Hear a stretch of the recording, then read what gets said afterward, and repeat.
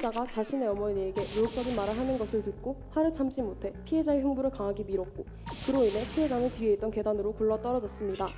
그리고 척추 손상으로 인해 하반신이 마비되어 현재 스늘병원에서 치료를 받고 있는 상태입니다. 피고인이 피해자를 밀친 행위는 단지 피해자와 그의 동료들의 행동을 말리려던 과정 중 일어난 사고일 뿐입니다. 따라서 피고인의 행위는 고의적인 행위였다고 볼 수 없습니다.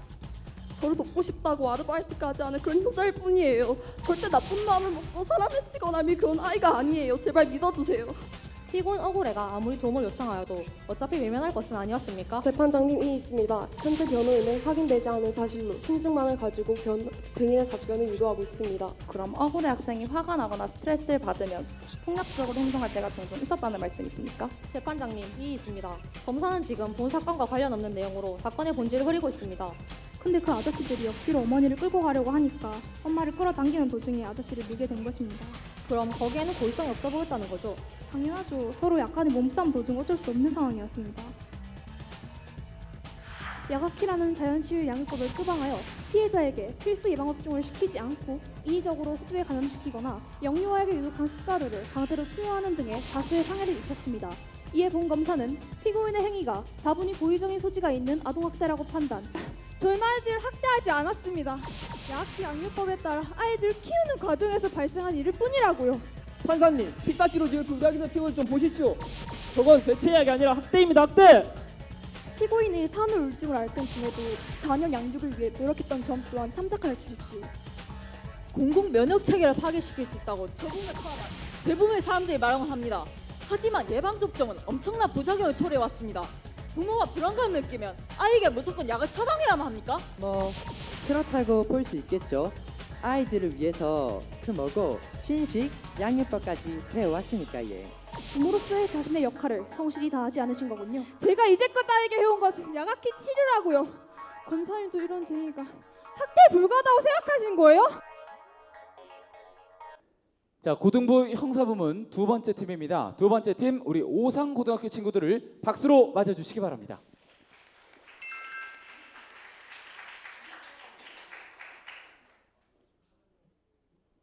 자, 증인석 앞쪽에 함께 일렬로 서주시면 돼요.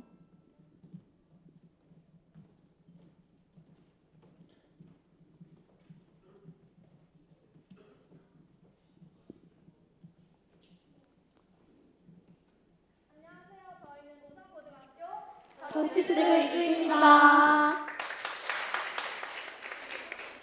조긴재, 오상인재, 사랑사.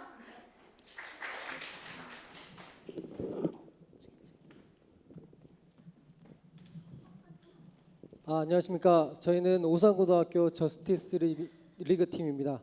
경연에 대한 설명을 먼저 해드리겠습니다. 저희는 머더라는 이름으로요 저희가 재판을 준비를 했습니다.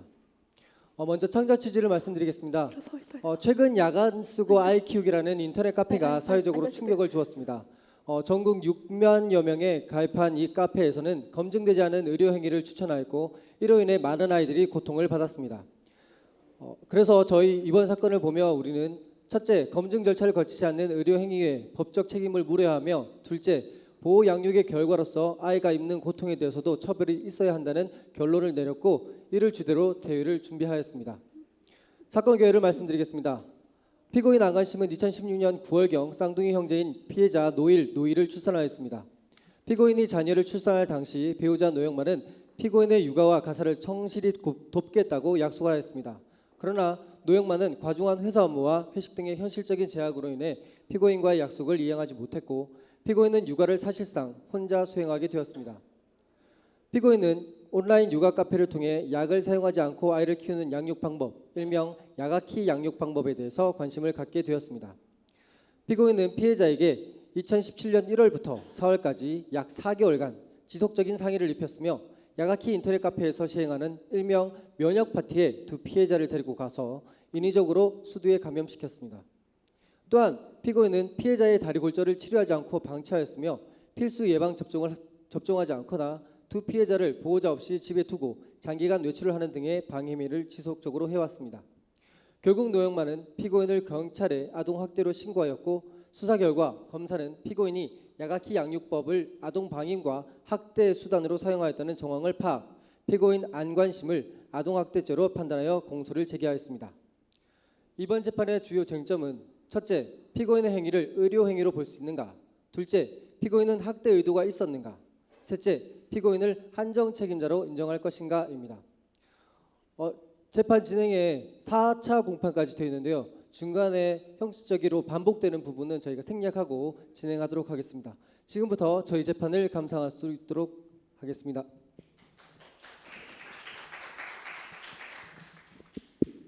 곧 재판이 시작됩니다.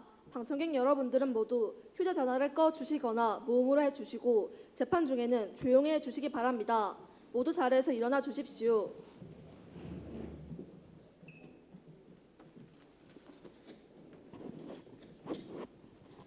모두 자리에 앉아 주십시오. 지금부터 대구지방법원 김천지원 형사합의부 재판을 시작하겠습니다. 사건 번호 2017 고압 123 피고인 안관심의 아동학대 사건에 대한 공판입니다.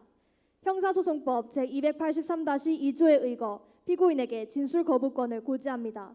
피고인은 진술하지 아니하거나 일부 질문에 대해 진술을 거부할 수 있습니다. 이 점 이해하셨습니까?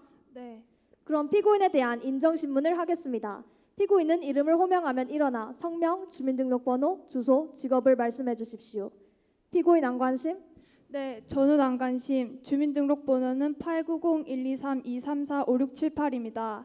주소는 경상북도 덕무시 행복동 123-4번지이고 직업은 전업주부입니다. 피고인은 재판 진행 중 주소가 변경되는 경우 이를 재판부에 신고해야 합니다. 피고인 착석해 주십시오. 다음으로 검사 측은 본 사건의 공소장을 낭독해 주십시오. 네. 피고인은 2017년 1월부터 4월까지 약 4개월간 야가키라는 자연치유 양육법을 표방하여 피해자에게 필수 예방접종을 시키지 않고 인위적으로 수두에 감염시키거나 영유아에게 유독한 숟가루를 강제로 투여하는 등의 다수의 상해를 입혔습니다. 이에 본 검사는 피고인의 행위가 다분히 고의적인 소지가 있는 아동학대라고 판단, 아동복지법 제71조 1항 2호에 의거하여 피고인을 아동학대죄로 기소하는 바입니다. 이상입니다. 피고인은 공판 전에 위 공소장을 받은 사실이 있습니까? 네. 피고인은 본 기소 사실을 인정하십니까? 아닙니다. 저는 아이들을 학대하지 않았습니다. 야키 양육법에 따라 아이들을 키우는 과정에서 발생한 일일 뿐이라고요. 피고인은 피해자에게 상해를 입힌 점은 인정하고 있으나 이는 학대가 아니었음을 주장하는 겁니까? 네, 그렇습니다. 피고인 측 모두 진술하시겠습니까? 예, 존경하는 재판장님. 피고인이 두 자녀에게 상해를 입힌 사실을 인정하지만 이는 피고인이 약 안 먹이고 아이 키우기라는 대체의학요법으로 자녀들을 양육하는 과정에서 발생한 것이므로 아동학대에 관한 공소사실은 인정할 수 없습니다. 또한 피고인은 본인이 행한 야학교법이 의학적으로 올바르지 못한 행위임을 인지하지 못하고 있었습니다. 피고인의 산후우울증을 앓던 중에도 자녀 양육을 위해 노력했던 점 또한 참작하여 주십시오. 이상입니다. 이번 재판의 쟁점은 피고인의 행위가 아동학대로 간주되어야 하는지 판단하는 데 있습니다. 본 재판은 최근 뜨거운 쟁점인 약 안 먹이고 아이 키우기 양육법과 아동학대 범죄와 관련된 사건이므로 이후 중요한 판례로 남을 수 있습니다. 검사와 변호인은 이 점을 양지해 주십시오. 검사 측에서는 제출할 증거물이나 신청할 증인이 있습니까? 네. 피해자 노희군의 상해 진단서와 신체 부위를 촬영한 사진, 그리고 피고인의 아파트 현관 CCTV 영상을 증거로 제출하겠습니다. 피고인의 배우자 노영만 씨를 증인으로, 소아청소년과 전문의 구닥터 씨를 감정 증인으로 신청합니다. 변호인, 검사 측에서 제출한 증거, 증인에 대해 이의가 있습니까? 없습니다. 피고인 측 증거물 제출이나 증인 신청을 하겠습니까? 예, 피고인의 정신과 진단서를 증거로 제출합니다. 그리고 야가키 인터넷 카페 운영자 안상우 씨와 정신과 전문의 온정신 씨, 그리고 피고인의 보육도우미 정혜자 씨를 증인으로 신청합니다. 검사는 이에 대해 이의가 있습니까? 없습니다. 그렇다면 검사 측과 피고인 측에서 제출한 증거와 증인을 모두 인정합니다. 다음으로 증인 출석 여부를 확인하겠습니다. 검사 측 증인 노영만 씨, 감정 증인 구닥터 씨, 피고인 측 증인 안사모 씨, 온정신 씨, 정혜자 씨 모두 출석하셨습니까? 네. 증인 선서가 있겠습니다. 증인 노영만 씨가 대표로 선서를 낭독해 주시고 다른 증인들은 선서가 낭독되는 동안 모두 오른손을 들어주십시오. 선서 양심에 따라 숨김과 보탬이 없이 사실 그대로 말하고 만일 거짓이 있으면 유등의 벌을 받기로 맹세합니다. 2017년 8월 9일 증인 대표 노영만. 증인 여러분은 선서문에 서명 날인을 해주십시오. 위증을 하면 위증의 벌을 받게 될 수 있으니 증인 여러분은 오직 진실만을 진술해 주십시오. 그럼 증인 신문을 시작하겠습니다. 첫 번째 증인 노영만 씨 증인석에 앉아 주십시오. 나머지 증인들은 법정 밖에 계시다가 이름을 부르면 법정 경위의 인솔에 따라 들어와 주시기 바랍니다. 검사는 신문을 시작하십시오. 네, 재판장님. 증인은 피고인의 배우자이시지요? 네, 맞습니다. 증인은 피고인이 야각휴가법으로 자녀들을 양육하고 있었다는 사실을 인지하고 계셨습니까? 네, 원래 1월쯤 아내가 약 안 먹이고 아이 키우기라는 인터넷 카페에 가입했다고 말하더군요. 그래서 알게 되었습니다. 그렇다면 증인은 피고인이 야각휴가법을 자녀들에게 적용하는 것을 목격하신 적이 있으십니까? 노이가 뜨거운 물을 엎질러 화상을 입은 적이 있는데 그때 아내가 물을 팔팔 끓이더니 아이 손을 집어넣더군요. 그렇다면 증인은 피고인의 그러한 행위를 저지하려는 노력을 기울였습니까? 그럼요. 저는 아내를 잘 타일러 보려고 노력했습니다. 그런데 아내는 제 말에 전혀 귀를 기울이지 않더군요. 심지어 애들을 일부러 수대에 감염시켜 오기까지. 재판장님, 현 시점에서 피해자 노이군의 수두 감염 부위를 찍은 사진을 증거로 제시하겠습니다. 인정합니다. 서기는 해당 사진을 화면에 띄워주십시오. 검사, 신문을 계속해 주세요. 네, 재판장님. 증인은 피고인이 고의적으로 자녀들을 수두 바이러스에 노출시켰다고 주장하는 것인가요? 네, 아내는 수두 걸린 아이가 있는 야가키 회원의 집에 노이를 데리고 갈까지 했다고요. 야가키에서는 이걸 면역 파티라고 부른다며 애들이 어릴 때 이렇게 해줘야 나중에 예쁘고 건강해진다 우기더라니까요. 판사님, 피까지로 뒤엎인 우리 아기들 피부를 좀 보시죠.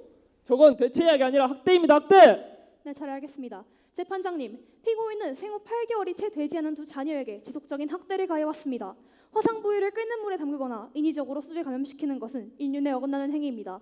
또한 배우자의 제지에도 불구하고 피고인이 그러한 행위를 계속했다는 점은 피고인의 행위가 자녀를 위하는 마음에서 우러난 것이 아님을 현저히 보여줍니다. 이상입니다. 변호인 반대 신문할 내용 있습니까? 네, 재판장님.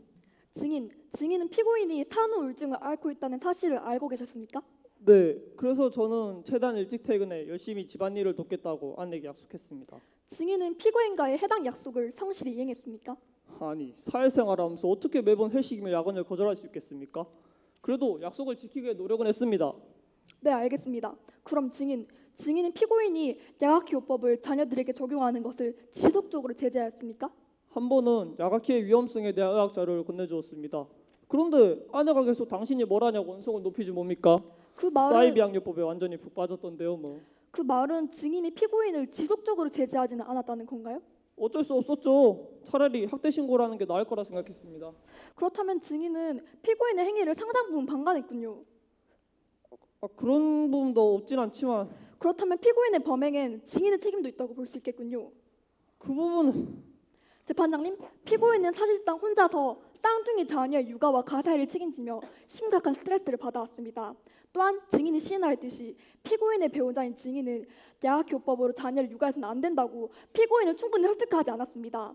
따라서 피고인의 범행은 상당 부분 배우자를 포함한 주변 사람들의 무관심과 방관이 기인했다고 보입니다. 이상입니다. 증인은 내려가도 좋습니다. 다음으로 검사 측 두 번째 증인 신문이 있겠습니다. 감정 증인 구 닥터 씨는 앞으로 나와 증인석에 앉아 주십시오. 검사는 증인의 신문을 시작해 주십시오. 네, 증인은 병원에서 어떤 과를 중점적으로 맡고 계십니까? 저는 소아청소년과 전문의입니다. 피고인처럼 화상 치료를 위해 뜨거운 물에 아동의 신체 부위를 담그게 된다면 화나가 입는 피해는 어떠합니까? 뜨거운 물과 상처 부위가 접촉하게 될 경우 가벼운 1도 화상의 증세를 더욱 심한 2, 3도 화상의 증세로까지 악화시킬 수 있습니다. 또한 더 심한 경우에는 이것이 신경 손상으로 이어지기도 합니다. 네, 잘 알겠습니다. 재판장님, 현 시점에서 피해자 노일군의 다리를 찍은 사진을 증거로 제시하겠습니다. 인정합니다. 서기는 해당 사진을 화면에 띄워주십시오. 검사, 신문을 계속해 주세요. 네, 증인, 사진에서 피해자의 다리가 상당 부분 부어있는 것이 보이는데 그 원인이 무엇이라고 생각하십니까? 저 정도의 손상은 하루아침에 발생하지 않습니다. 짐작컨대 골절된 뼈를 장기간 방치해두어서 발생한 손상인 것으로 파악됩니다. 그렇다면 피고인처럼 영아의 골절을 장기간 방치해 놓은 경우에는 어떤 결과가 초래될 수 있죠? 주변 근육이 경직되거나 조직이 손상될 수 있고 부러진 뼈가 변형되어 근육과 골절 부위가 겹쳐지는 현상 또한 발생합니다. 특히 나이가 어린 노일군의 경우에는 이가 영구적인 장애로 남을 가능성이 아주 높아 보입니다. 피해자의 증세 호전에 악영향을 끼칠 수도 있다는 말씀이십니까? 네, 그렇습니다. 그렇다면 유년기에 예방접종을 맞지 않으면 어떤 결과가 발생합니까? 백신을 맞아야 하는 질병은 전염력이 매우 강한 축에 속합니다. 따라서 소수의 감염마저도 다른 사람들에게까지 큰 영향을 미칠 수 있습니다. 예방접종을 하지 않는 것이 본인뿐만 아니라 불특정 다수에게까지 피해를 끼칠 수 있다는 말씀이십니까? 네, 이는 곧 공공의 면역체계 파괴라는 사회적 문제로까지 직결됩니다. 예방접종은 아동이 건강하게 자라기 위한 필수 요소입니다. 잘 알겠습니다. 재판장님, 피고인은 의학적 근거가 없는 양육법을 피해자에게 적용하여 회복 불가능한 상해를 입혔습니다. 증거 자료를 제출한 피해자 노이군의 상해 진단서를 봐주십시오. 이는 아이에 대한 책임감을 전적으로 상실한 행위입니다.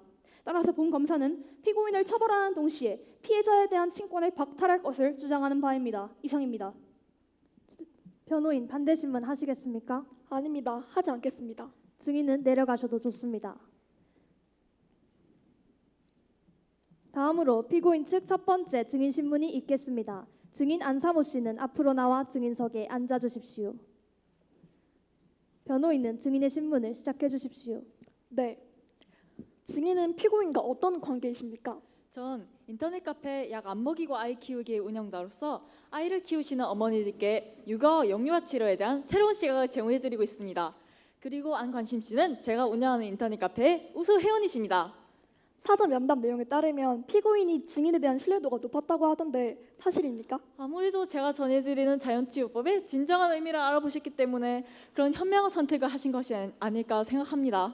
피고인이 평소 카페 활동에는 적극적인 편이었습니까? 그럼요. 카페 내에서 치유법을 공유하는 정기 모임이 있는데 관심 씨도 종종 수석하셨어요. 또 면역 파티에도 직접 아이를 데리고 나오실 정도로 대단한 열의를 보이셨죠. 피고인이 정기 모임에는 자주 출석하셨나요? 그럼요. 정기 모임은 일주일에 2번꼴 열리는데 관심 씨는 한 달에 한 번 이상은 꼭 나오셨습니다. 네, 증인 잘 알겠습니다. 재판장님, 증인의 발언에서 드러나듯이 피고인은 야학기 카페 활동에 성실하고 진지한 태도를 보여왔습니다. 따라서 피고인이 야학기를 단순히 두 자녀를 학대하기 위한 명분으로 삼았다는 검사 측의 주장은 설득력이 없습니다. 따라서 본 변호인은 피고인이 비의학적 치유법을 맹신한 희생자라는 점을 거듭 주장합니다. 이상입니다. 검사 측 반대 신문할 내용 있습니까? 네. 증인은 직업이 어떻게 되시지요? 한의사입니다. 예방접종을 하지 않을 시 발생하는 여파에 대하여 알고 계십니까? 공공 면역 체계를 파괴시킬 수 있다고 저분을 포함한 대부분의 사람들이 말하곤 합니다. 하지만 예방 접종은 엄청난 부작용을 초래해왔습니다. 부모가 불안감을 느끼면 아이에게 무조건 약을 처방해야만 합니까? 그 약이 부모의 심리적 안정위에 투약되는 신경 안정제라고는 생각해 보신 적 없으십니까? 증인, 흥분을 가라앉히십시오. 검사는 신문을 계속하세요. 네, 재판장님. 그럼 증인, 야각기 치유법은 아이가 고통을 받아야만 치유되는 방식입니까? 절대 아니죠. 그런데 그러고 보니 관심 씨는 정기 모임에서 이 치료법을 쓰면 아이가 얼마나 더 고통스러워할지 자주 질문하셨습니다. 그래서 제가 야각키는 치료 과정에서 고통이 따를 수는 있지만 아이에게 고통을 주기 위한 양육법은 아니라고 분명히 말씀드리곤 했죠. 존경하는 재판장님, 피고인이 정기 모임에서 발언한 내용은 피고인 측 주장의 신빙성을 의심케 합니다. 피고인은 고의적으로 야각키를 학대 사실을 감추기 위한 연막으로 사용하였습니다. 따라서 본 검사는 피고인에 대한 강력한 처벌을 주장하는 바입니다. 이상입니다. 증인은 내려가셔도 좋습니다. 다음으로 피고인 측 두 번째 증인 신문이 있겠습니다. 증인 온정신 씨는 앞으로 나와 증인석에 앉아 주십시오. 변호인은 증인 온정신 씨의 신문을 시작하여 주십시오. 네. 증인은 피고인의 치료를 담당한 사실이 있습니까? 네, 산후우울증으로 안관심 씨와 상담을 한 적이 있습니다. 산후우울증은 어떠한 질병입니까? 출산 후 여성 호르몬의 변화 때문에 발생하는 질환인데 종종 정신적 무력감으로 인한 불면증을 호소하기도 합니다. 대부분은 일상생활에 심한 지장을 받지는 않습니다만 산후우울증이 오랫동안 지속되면 치료를 요할 경우도 있습니다. 피고인의 경우는 어떠했습니까? 안관심 씨는 수면 부족을 지속적으로 호소하곤 했죠. 일반인도 잠을 푹 자지 못하면 일상생활에 어려움을 겪지 않습니까? 네, 그렇죠. 그렇기 때문에 안관심 씨의 증세는 환자의 판단력을 충분히 흐리게 만들어줄 수 있다고 생각합니다. 재판장님, 피고인은 산후우울증으로 인해 내원 치료를 받고 있었습니다. 이는 피고인의 정신적 고통의 무게를 짐작해 해줍니다. 증거 자료를 제출한 피고인의 정신과 진단서를 봐주십시오. 피고인의 심신 이야기, 양육에 관한 정서적 판단을 방해했다는 점을 참조해 주시길 거듭 당부드립니다. 이상입니다. 검사 반대 신문 하시겠습니까? 아니요, 하지 않겠습니다. 증인은 내려가셔도 좋습니다. 다음으로 피고인 측 세 번째 증인 신문이 있겠습니다. 증인 정혜자 씨는 앞으로 나와 증인석에 앉아 주십시오. 변호인은 증인의 신문을 시작하여 주십시오. 네, 정혜자 씨는 피해자의 보육 도우미이십니까? 예, 맞습니다. 피고인의 평소 양육 태도는 어떠했습니까? 하따 진짜 깜짝 놀랐습니다. 지가 이제껏 일하면서 만난 대덕들 중에서는 가장 특이했습니다. 얼라들 코에 간장을 들이붓고 아들이 언제 한번 설사를 한 적이 있었는데 그때 숟가루를 현미액종에 섞어 먹었다니까 예. 증인은 피고인의 그런 행위에 대해 어떻게 반응하셨습니까? 왜 그러는가 살짝 물어봤는데 야가키라는 양육법에서는 그런 걸 권장한다고 하대요. 지야 뭐 가방끈도 짧고 나이도 있으니까 그런 것도 있는갑다 했지. 예. 그렇다면 피고인은 평소 자녀들에 대한 애정을 보이며 적극적으로 육아에 임해왔습니까? 뭐 그렇다고 볼 수 있겠죠.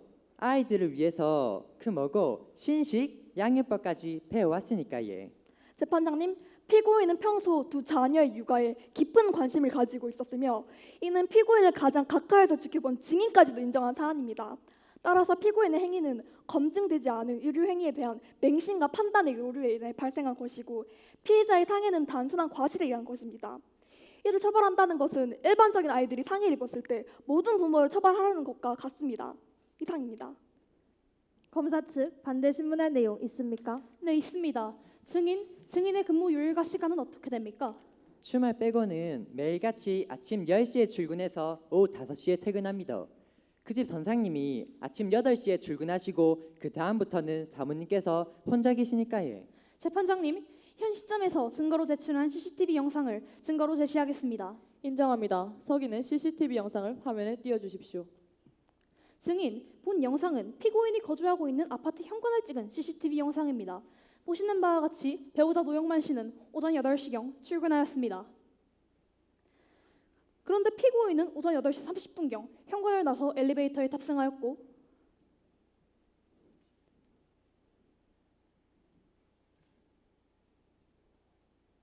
증인이 오전 9시 55분경 출근할 때까지 돌아오지 않았습니다. 이는 그 사이 피해자들은 보호자 없이 집안에 방치되었습니다. 이는 피고인이 자식에 대한 관심과 애정이 많았다는 증인의 증언과 어긋나지 않습니까? 그게 이런 말까지는 하지 않으려 했는데 말이지 예. 사실 저런 일이 빈번히 있었습니다. 그렇군요. 그렇다면 증인, 피해자 노일군이 침대에서 떨어져 골절상을 입었을 때 피고인은 어떤 조치를 취했습니까? 노일이가 너무 괴로워하기에 제가 얼라를 병원에 데려가는 게 어떻겠느냐고 여쭤봤는데 사모님은 극구 반대하시면서 그냥 방치해 두시더라고 예. 재판장님, 피고인이 상습적으로 두 자녀를 방임해 왔음이 증인의 증언과 증거 자료를 통해 드러났습니다. 이 두 자녀에 대한 보호와 양육의 의무를 다하지 않은 피고인은 자녀를 학대하려는 의도를 가진 부작위범으로 간주되어야 합니다. 이상입니다. 증인은 내려가셔도 좋습니다. 이것으로 모든 증인 신문을 종료하겠습니다. 그럼 지금부터 피고인 신문을 진행하겠습니다. 검사는 신문을 시작해 주십시오. 피고인은 피해자의 어머니시죠? 네, 그렇습니다. 침대에서 떨어진 피해자를 방치한 이유는 무엇입니까? 방치라뇨? 전 자연 치유를 한 것뿐이에요. 병원에 노일이를 데려갔다가 어떤 위험한 약물 투여받을지 제가 어떻게 알겠어요? 피고인은 본인의 행위가 자녀의 신체적 장애를 일으킬 것을 인지하였음에도 불구하고 부모로서의 자신의 역할을 성실히 다하지 않으신 거군요. 제가 이제껏 딸에게 해온 것은 야가키 치료라고요. 검사님도 이런 제 행위가 학대에 불과하다고 생각하신 거예요? 피고인 진정하십시오. 이곳은 법정입니다. 차분한 태도로 신문에 임해 주십시오. 검사는 신문을 계속해 주세요. 네. 또 피고인이 여러 차례 자녀들을 두고 외출을 한 사실이 확인되었는데 왜 보육도우미가 근무하는 시간에 휴식을 취하지 않았습니까? 아니, 그런 게 아니라 재판장님, 피고인은 피해자의 친모로서 자녀를 양육해야 할 의무가 있음에도 불구하고 이를 충분히 이행하지 않은 채로 자녀를 방치하였습니다. 이는 명확한 방해 행위입니다. 이상입니다. 변호인 측 반대 신문해 주십시오. 네. 피고인은 육아 과정 중 주변에서 많은 도움을 받지 못하셨지요. 네, 남편은 항상 밤늦게 집에 들어왔죠. 애새끼를 돌보며 집안일 하는 건 전적으로 다 제 몫이었다고요. 단 하루도 즐거웠던 적이 없어요. 저 인간이 내 인생을 다 망쳤어! 피고인, 이곳은 법정입니다. 진정해 주십시오. 변호인은 신문을 계속하세요. 피고인, 그렇다면 피고인이 자녀들을 집에 보호자 없이 두고 외출을 하신 이유는 무엇입니까? 밤새 칭얼거리는 애새끼들 돌보다 보면 가끔은 정말 숨이 콱 막힐 때가 있잖아요. 너무 괴로워서 잠깐 머리를 식히러 나갔을 뿐이에요. 그렇군요. 그렇다면 피고인은 야아키 양육법이 자녀들에게 도움이 될 것이라고 생각하셨습니까? 야아키는 제게 한 줄기 빛과 같은 존재였어요. 어떻게 아이들을 키우는 게 옳은 건지, 어떤 행동을 하면 안 되는지 다 알려주었죠. 야아키 양육법을 따르면서 저도 부모의 책임에 대해 인식했고 아이를 잘 키우기 위해 노력하게 되었어요. 피고인의 배우자가 야가키의 위험성에 대해 피고인에게 경고하지는 않았습니까? 그이가 하루는 웬 신문 뭉치를 잔뜩 들고 와서 저한테 보여준 적이 있어요. 그렇지만 제가 평소에 육아로 힘들어할 땐 도와주지도 않았던 사람이 그런 말을 하면 제가 어떻게 귀를 기울이겠습니까? 네, 알겠습니다. 재판장님, 피고인은 산후 우울증에 따른 심각한 정신적 혼란을 겪고 있는 상태였음에도 주변인으로부터 충분한 도움을 받지 못하였습니다. 피고인은 야아키 양육법의 위험성을 인지하지 못하였음을 거듭 주장합니다. 따라서 피고인은 한정책임 능력자로 간주되어야 함을 고려해 주십시오. 이상입니다. 검사 측은 최종 변론 및 구형을 해주십시오. 존경하는 재판장님, 피고인은 야가키 치유법의 해악을 충분히 인지하였음에도 불구하고 이를 악용하여 피해자에게 회복 불가능한 상해를 입혔습니다. 이는 학대죄에 해당합니다. 또 피고인이 명백한 상해 의도를 가지고 피해자를 수두에 걸리게 방치한 점, 골절상을 입은 피해자를 병원에 데려가지 않은 점 등은 부작위에 해당합니다. 따라서 피고인의 학대 행위는 야가키라는 대체 의학의 명분으로 한 죄질이 아주 불량한 범죄입니다. 이에 본 검사는 피고인을 징역 5년에 처하고 피해자에 대한 친권을 박탈할 것을 주장합니다. 이상입니다. 변호인 측 최종 변론 해주십시오. 존경하는 재판장님, 피고인은 비의학적 양육법 야아키의 위험성을 충분히 인지하지 못한 상태로 자녀를 양육하였습니다. 피고인은 자녀들을 학대할 이유도 없이 상해를 입히게 된 것입니다. 피고인에게 무관심하였던 주변 인물들 또한 본 사건의 책임으로부터 자유롭지 않다는 점도 충분히 고려해 주십시오. 따라서 본 변호인은 피고인은 아동학대죄가 아니라 단순한 과실입니다. 이상입니다. 피고인, 오늘 공판을 종료하기 전에 마지막으로 재판부에 하고 싶은 말이 있습니까? 전 최선을 다했어요. 아이들도 많이 힘들었겠지만 저도 정말 많이 힘들고 괴로웠던 걸 알아주셨으면 해요. 잘 알겠습니다. 이로써 재판 절차를 모두 종료합니다. 지금부터 대구지방법원 김천지원 형사합의부 사건 번호 2017 고합 123 피고인 안관심의 아동학대 사건에 대한 판결을 선고하겠습니다. 피고인 안관심은 자리에서 일어서 주세요. 본 사건은 피고인 안관심이 친자녀인 두 피해자 노이를 약 4개월간 학대한 사건이다. 피고인을 심신미약자로 판단하여야 한다는 주장은 제출된 증거와 증인들의 증언으로 타당성이 입증되었다. 따라서 재판부는 피고인이 한정책임 능력자라는 점을 인정한다. 그러나 피고인이 상습적으로 보육도우미가 출근하기 전 1시간 이상 피해자들을 집에 두고 외출한 사실은 CCTV 영상과 증인들의 진술을 통해 확인되었다. 또한 야가키 카페 활동 시 보인 피고인의 태도에는 학대의 의도가 다분하였다고 사료된다. 따라서 재판부는 피고인에게 학대와 방임의 의도가 없었으며 피고인의 범행을 과실치상죄로 처벌하여야 한다는 주장을 기각한다. 또한 피고인의 주변인은 피고인의 행위에 우려를 표하였고 그 위험성에 대해 충분히 경고하였다.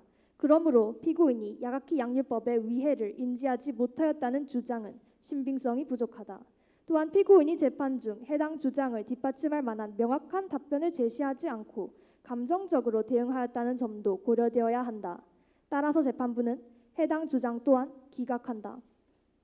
이러한 점을 고려할 때 피고인의 범행은 약 안 먹이고 아이 키우기라는 양육법을 명분으로 한 아동학대 및 방임으로 판단된다. 피고인이 피해자들을 상습적으로 방임한 점, 야가키 양육법으로 피해자들을 학대한 것에 대해서 뉘우치지 않는 점, 그리고 피고인들을 학대하여서 중대한 상해를 입힌 점에 대해서 재판부는 피고인의 죄질이 매우 불량하다고 판단하였다. 다만 재판부는 피고인이 산후 우울증으로 심신이 쇠약하였고 그리고 양육에 대한 지원이 부족했다는 점을 고려해 검사의 구형에 감형의 여지가 있다고 판단하였다. 덧붙여 재판부는 피고인에게 양육의 책임을 수행할 능력이 결여되어 있다는 결론에 도달하였으며 이에 피고인의 친권을 박탈하기로 결정하였다. 따라서 이러한 상황들을 고려하여 재판부는 다음과 같이 판결하는 바이다.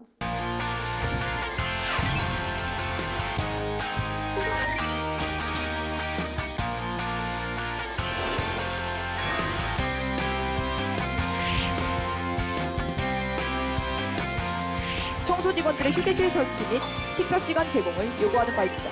피고현 대표에게 개인정보 무단 연락, 사생활 침해, 개인정보 오남용에 대하여 책임을 묻고자 합니다. 불확실한 정보를 통해 방송을 기획하고 이를 내보내 소비자들로 하여금 원고 측에 대한 부정적 심리를 가지게 하였다는 것입니다. 있습니다. 지금 피고 소송 대리인은 증인을 겁박하고 있습니다. 저기 시간표에 있는 내사수 시간은 진짜 어김도 없는 시간이라고요. 하지만 장례면 씨와 오솔 씨 모두 이 시간표에 대해 제한받을 당시 동의하지 않았습니까?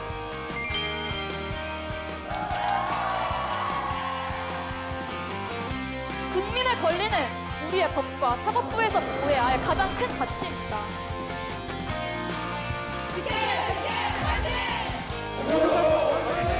오늘도 화이팅!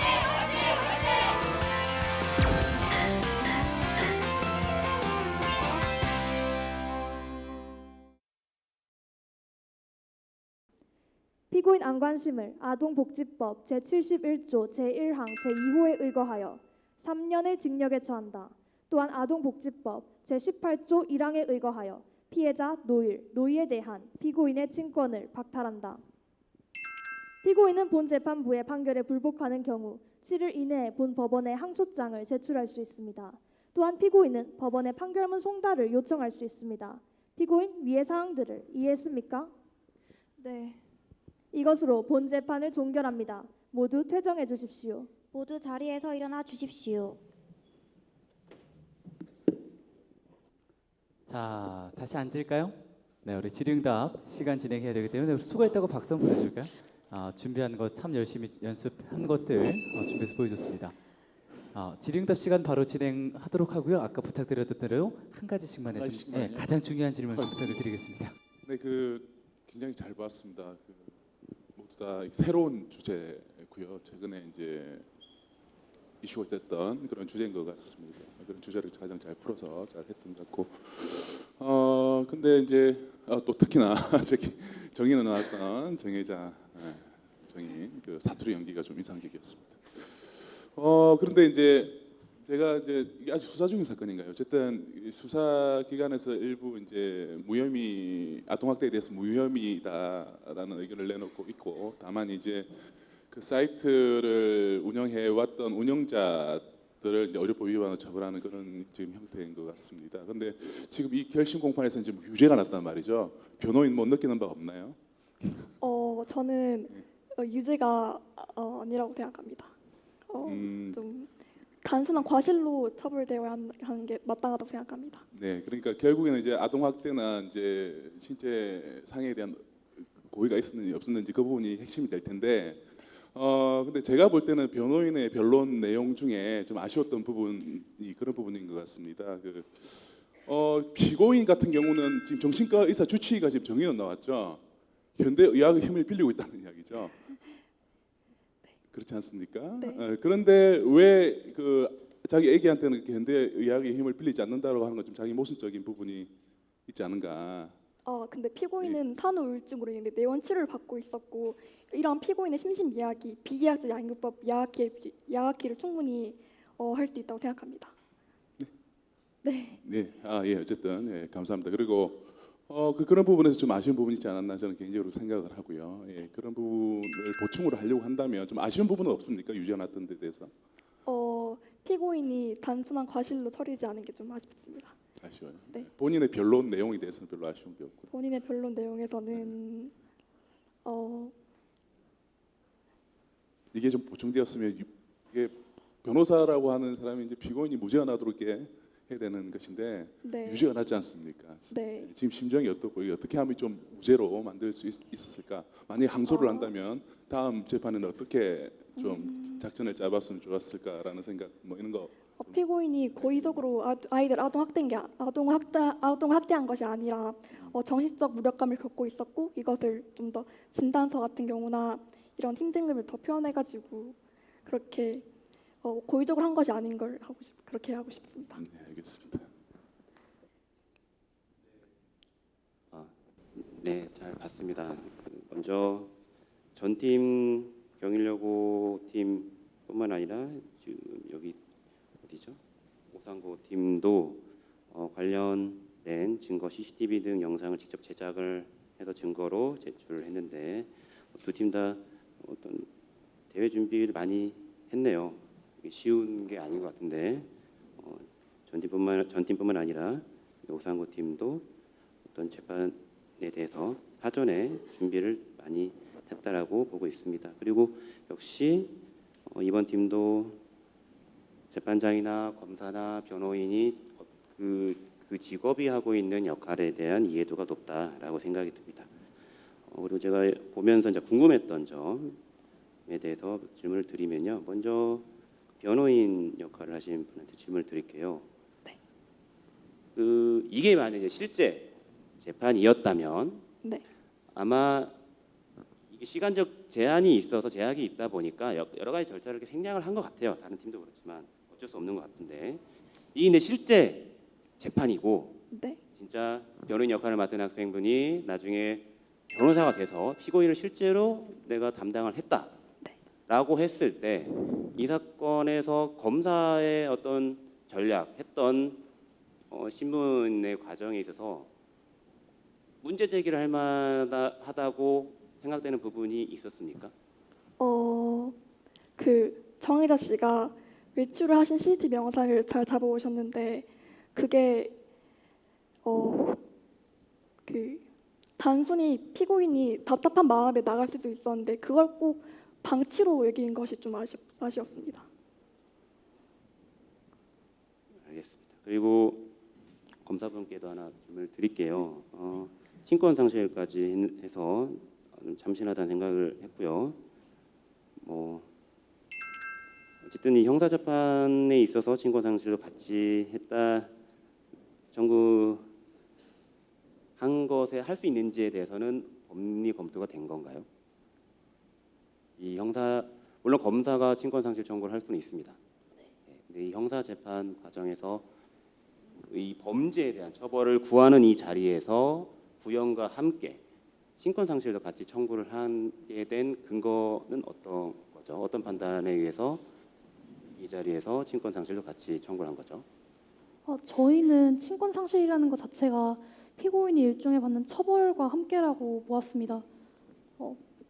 그리고 저희가 좀 시골이라서 구석진 곳에 있는 학교인데 그래서 따로 자문을 구하기도 어렵고 도서관도 좀 작게 있어서 법적인 자료를 찾기도 힘들었거든요. 그래서 인터넷이라는 쪽에 좀 의지를 많이 해서 자료 조사를 하고 저희 대본을 작성하는데 좀 정말 현실적인 부분을 더하는데 좀 부족함이 있었던 것 같습니다. 그 점은 저희가 다음 대회 나갈 때 보완해서 보여드리겠습니다. 죄송합니다. 제가 지적을 하는 건 아니고요. 검사가 친권 상실 청구권자로 되어 있습니다. 저는 그걸 알았다는 게 자체로 좀 놀랐고 추가로 질문을 드리면 저 추가적으로 더 덧붙여서 말씀드려도 될까요? 그 근거에 대해서 왜 친권 박탈인지 아이에게 간장을 붓거나 그 법 17조에가 내린 것 중에 71조가 있는데 그게 17조에 대한 처벌 내용이에요. 이 17조에는 아동 학대에 대해서 방임죄랑 이제 상해나 그런 게 있는데 코에 간장 붓기도 했고 또 병원에 데려가지 않아서 아이에게 영구적인 장애를 입힐 위기에 처하기도 했고 또 CCTV 영상을 통해 보셨듯이 이러한 방임을 했기 때문에 그것이 성립되었고 또 이제 친권에 대한 박탈을 해야 되는 게 아닌가 하고 저희는 그렇게 근거로 생각했습니다.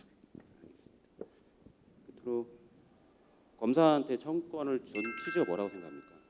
친권 상실 청구권을 검사도 갖고 있는데 그 이유가 뭐라고 생각하세요? 사실 직접 당사자는 아니잖아요. 검사라는 사람은 부모도 아니고. 근데 검사에게 친권 상실 청구권을 준다고 생각하는 이유, 이게 어려운 질문인데 한번 본인의 솔직한 생각은 뭐라고 생각하시죠? 제가 제일 처음에 답변할 때 말씀드렸다시피 약간 처벌의 일종으로 검사에게 주어진 것 같습니다. 검사라는 직업 자체가 어떤 범죄자에게 법에 맞춰서 구형을 하고 일종의 정의를 실현하는 사람이잖아요. 경찰이랑 더불어서 그런 느낌. 그런 식으로 아동학대 같은 경우가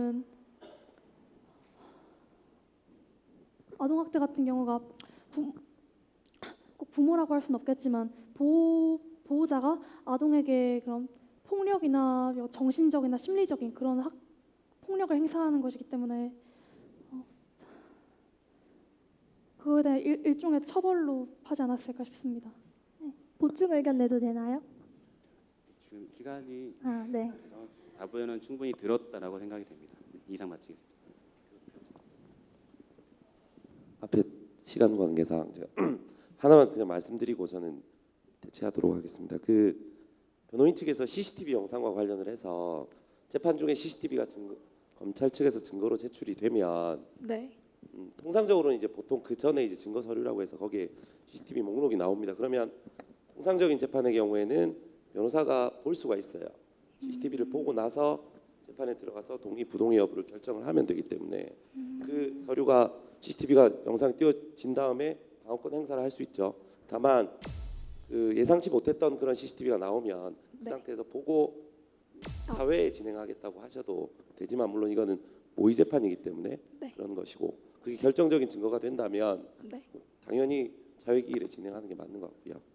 그걸 말씀을 드리고 싶고 감사합니다. 변호사가 검사와 대등한 그 자리에서 진행을 할 수 있는 건 소위 얘기하는 무기평등주의에 따라서 검사와 대등한 당사자 지위에서 피고인을 방어할 수 있는 거기 때문에 재판 진행 과정에서 뭐 일방적으로 판사님이나 검사님 진행에 휘둘릴 필요는 없습니다. 그렇게 알고 계시면 될 것 같고요. 나머지 질문 앞에 훌륭한 질문을 다 해주셔서 생략하도록 하겠습니다. 감사합니다. 가르쳐 주셔서 감사합니다. 네, 고생하셨습니다. 이상으로 두 번째 팀 오산고등학교의 발표를 모두 마치고요. 자, 인사하고 들어갈까요? 네, 인사하고 연기를 얼마나 열심히 연습했는지. 네, 우리 검사 친구가 질의응답 시간에 자꾸 숨이 막히는 것 같아가지고 답변이 어려워서. 자, 인사하고 들어가도록 할까요? 고맙습니다. 네, 수고하셨습니다. 이상으로 두 번째 팀 발표를 모두 마치고요. 자, 잠시 준비 후에 바로 이어서 세 번째 팀 발표를 진행하도록 하겠습니다. 바이러스를 통해 시험지의 초안을 빼낸 피고인은 학생 휴게실에서 컴퓨터를 통해 이를 인쇄합니다. 빼낸 시험지를 통해 피고인은 성적이 크게 상승하는 부당이득을 취했습니다. 하지만 여러분, 피고인은 지금 극도로 불안한 상태입니다. 또한 이 극도로 불안한 심리 상태를 제대로 치료조차 받지 못하고 있습니다. 그 피고인이 변한 이유는 낮은 성적 때문이 아닙니까? 재판장님, 지금 검사는 증인을 협박하고 있습니다. 정확히 진술하세요, 피고인. 그 애가 시켰어요. 그 애가 누구죠? 시험지를 빼돌리라고. 전혜등입니다. 재판장님, 지금 피고인은 거짓말을 하고 있습니다. 아니라고. 난 그냥 인정하시죠, 피고인. 지시한 것은 아닙니다. 이미 증언이 있었는데도 거짓말 하시는 겁니까? 그저 장난이었을 뿐입니다. 실제로 그러려고 그랬던 게 아니에요.